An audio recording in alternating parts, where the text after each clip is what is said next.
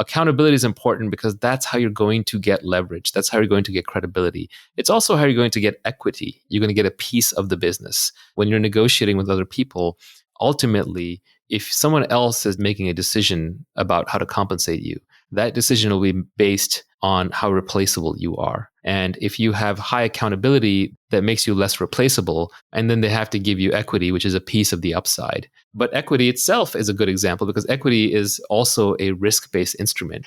Equity means you get paid everything after all the people who need guaranteed money are paid back. So if you look at the hierarchy of capital in a company, the employees get paid first.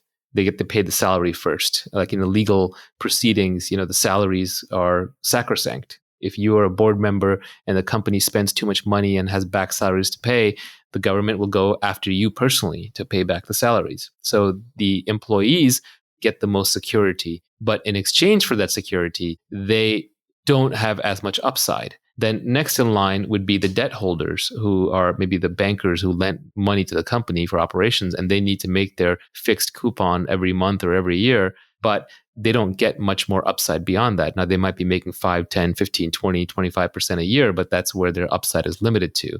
And then finally are the equity holders. And these people are actually going to get most of the upside. So once the debt holders are paid off and the salaries are paid off, whatever remains goes to them.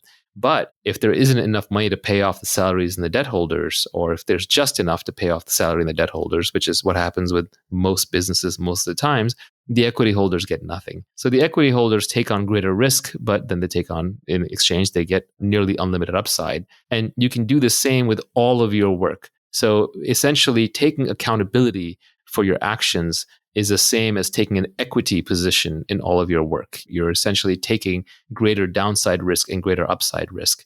But realize that in modern society, the downside risk is not that large. Even personal bankruptcy can wipe the debts clean. In good ecosystems, I'm most familiar with Silicon Valley, but generally people will forgive failures as long as you were honest and made a high integrity effort. So there's not really that much to fear in terms of failure. And so people should be taking on a lot more accountability than they actually are.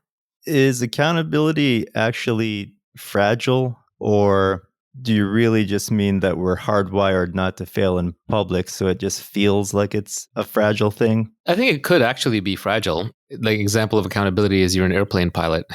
As a captain, you're taking on accountability for the entire plane. Let's say that something goes wrong with the aircraft, you can't later blame it on anyone else. You can't blame it on the steward or the stewardess. You can't blame it on the co-pilot. You're the captain. You're responsible for the ship. And if you screw up, you crash the ship and there are immediate consequences. In the old days, the captain was expected to go down with the ship. If the ship was sinking, literally the last person who got to get off was the captain. So yeah, I think accountability does come with real risks, but we're talking about in a business context. So the risk here would be that you would probably be the last one to get your capital back out. You'd be the last one to get paid for your time. So, the time that you put in, the capital that you put into the company, these are what are at risk.